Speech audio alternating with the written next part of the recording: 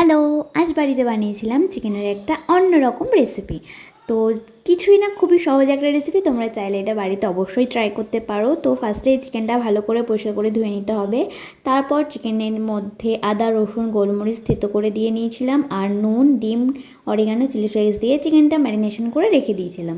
আমি হাতের কাছে এগুলোই পেয়েছিলাম তাই দিয়েছিলাম। তোমরা যা যা পারবে দিয়ে দিতে পারো, কোনো প্রবলেম নেই। আমি অত ভালো রান্না করতে পারি না, তাই এগুলো করেছিলাম। তো তারপরে কর্নফ্লাওয়ার দিয়ে নিয়েছিলাম, কর্নফ্লাওয়ার দিয়ে ভালো করে মেখে নিয়েছিলাম। আমি ময়দাটা দিইনি, তোমরা চাইলে ময়দাও দিতে পারো, ময়দা দিলেও হবে।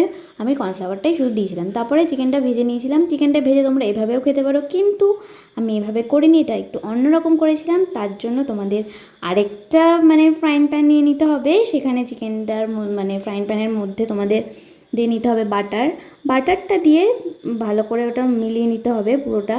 তারপরে ওই প্যানটার মধ্যে দিয়ে দিতে হবে তোমাদের রসুন দিতে হবে।